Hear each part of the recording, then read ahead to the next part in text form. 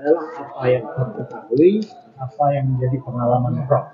Nah, dalam hubungannya dengan SK yang dibuat oleh Menteri Kesehatan atau peraturan Menteri Kesehatan tentang kolegium dikaitkan dengan apa yang dikeluarkan oleh ahli itu,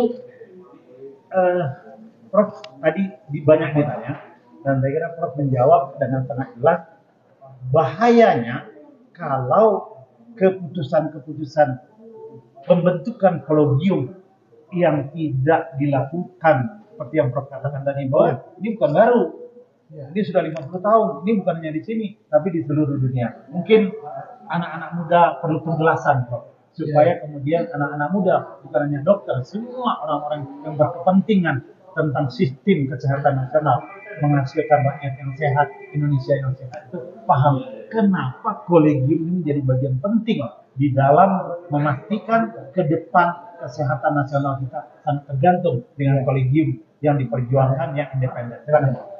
Jadi kolegium kita itu sudah independen sejak tahun 78, itu diawali dengan kolegium ilmu bedah.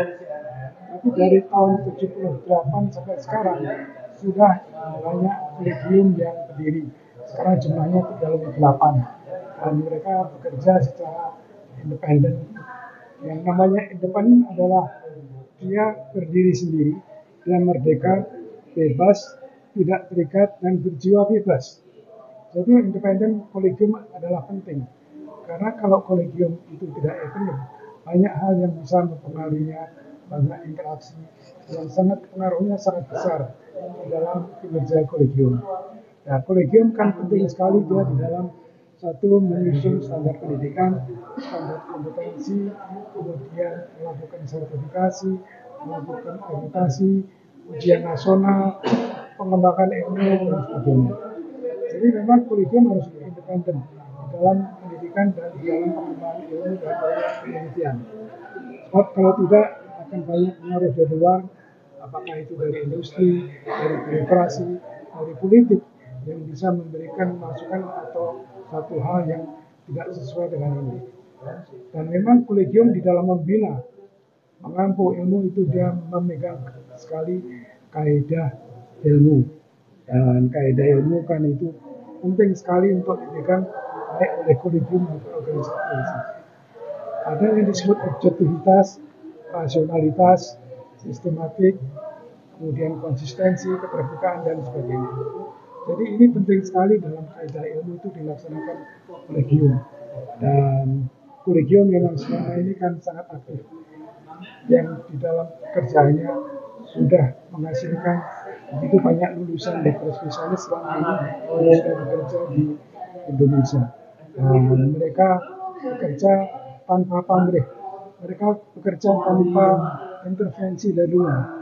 Mereka tidak digaji, tidak ada kenaikan pangkat dan sebagainya, hanya karena ingin mengabdi untuk mengampu cabang ilmu dan untuk meningkatkan atau menjaga mutu pendidikan dokter spesialis. Yang dimaksudkan akhirnya menjaga ketahanan kesehatan nasional ya Pak. Menjaga ketahanan nasional. Karena memang itu di dalam kaitannya pendidikan berhubungan dengan pelayanan dan ketahanan kita di dalam bidang kesehatan. Dan kesehatan kita mestinya pro rakyat sesuai dengan pembukaan Undang-Undang 45. Saya sedikit agak berpindah Prof.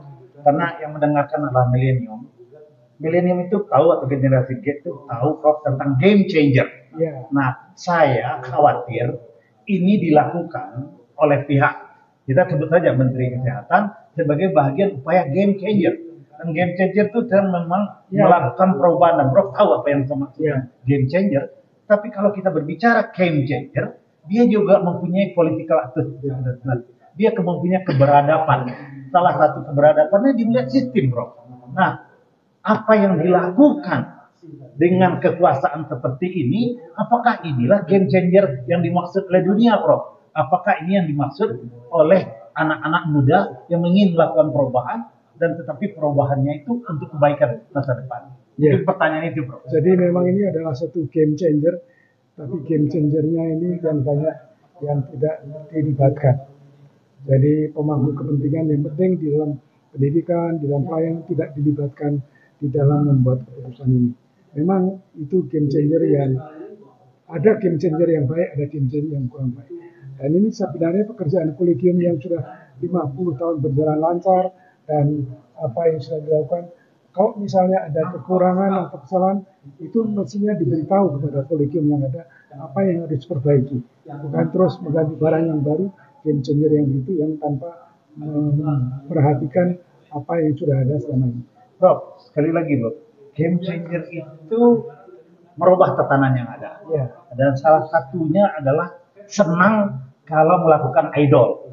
Jadi Indonesian Idol itu kan bagus ya, Prof. Ya, Tetapi apakah kemudian suatu kelompok ahli yang mempunyai kespesifikan seperti ini bisa dilakukan dengan idol, dengan mempertentangkan dengan demokrasi, Prof? Ya. Karena demokrasi semua orang boleh dipilih. Apakah ini falasi atau apa, Prof? Prof kan seorang guru besar yang paham tentang keilmuan. Jadi kalau apa yang dilakukan kita selama ini kan nggak ada model game atau idol gitu ya. Yang kita lakukan adalah secara terbuka, secara demokratis. Misalnya pemilihan ketua kolegium dilakukan di dalam sidang khusus di Muktamar, dan sidang khususnya itu diikuti oleh semua orang yang berkepentingan di situ, dari para pengelola pendidikan dan sebagainya, secara terbuka. Dan kemudian itu dikukuhkan dalam kongres. Jadi apa yang dilakukan adalah sudah menjadi tradisi dari organisasi profesi selama ini. Terima kasih. Prof, Masya Allah, Prof, saya kira semua ingin sebetulnya menjelaskan apa yang menjadi latar belakang Prof.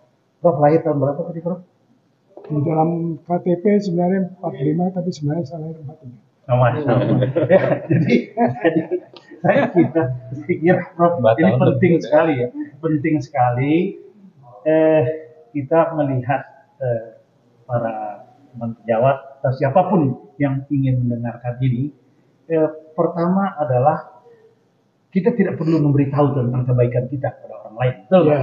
Karena seberapapun kebaikan yang kita sampaikan, bagi orang yang tidak suka sama kita, dia tetap ketidaksukaannya. Yeah. Tapi tidak juga perlu mengatakan hal lain. Yeah. Tapi saat ini kan Prof bukan pada saat ingin menyampaikan kebaikan, Prof. Yeah. Tetapi Prof sangat kemudian tadi concern. Yeah. Dan bukan hanya Prof. Tadi juga ada Prof Samsurija. Yeah. Galau sekali bagaimana masa depan pendidikan. Kita bukan hanya pendidikan dokter spesialis semuanya kesehatan. Dan ini dikaitkan dengan Prof, dikaitkan dengan rumah sakit vertikal yang hari-hari ini kemudian seperti kita tahu ya Prof ya, kita lihat key performance indicator-nya, balance scorecard-nya tadi bukan lagi menampilkan apa yang menjadi kewajiban badan layanan umum atau kewajiban umum dari rumah sakit publik, tetapi ini yang dikeluarkan adalah, kita dengar Prof, kita lihat dapat kayak idol itu juga Prof, jadi dapat kalau menghasilkan 2 triliun itu dianggap dapat penghargaan. Dan kemudian juga menyebabkan tadi Prof bahwa potensial akan menyebabkan tempat-tempat pelayanan itu menjadi contoh yang tidak pas bagi anak didik, komersil bagi anak didik. Anak didik karena orientasinya bisnis. Ya. Jadi dokter itu sekarang dinilai dengan 2 variabel. Makanya dengan 2 variabel ada 4 kuadran. Ada kuadran yang 4 itu. Dia diukur jumlah pasien dan jumlah penghasilan yang dimasukkan ke rumah sakit. Kalau jumlah pasiennya cukup, jumlah income-nya cukup, dia masuk kuadran 1.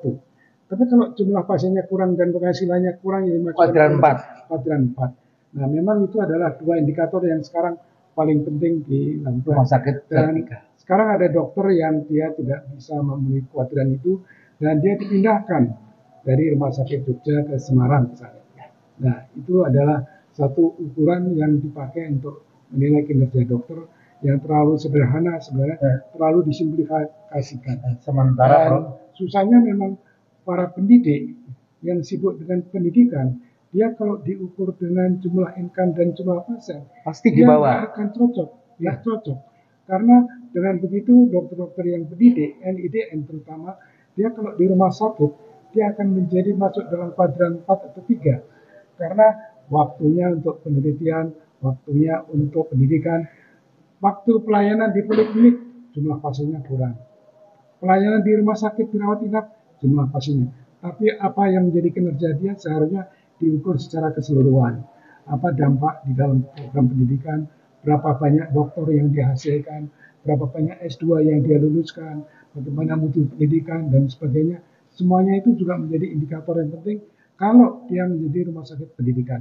Bukan hanya soal pasien, uang, dan sebagainya, tapi kinerja yang lain itu adalah hal yang penting untuk dilakukan, dimasukkan di dalam penilaian seorang petugas di rumah sakit, terutama sebagai pendidik. Prof, sama juga ada Prof. Renal Mutakin. Prof, saya ingin menanyakan hipotesis saya, apakah benar atau ditolak? Apakah kejadian ini terjadi karena profesional clash atau sebetulnya tidak ada profesional clash?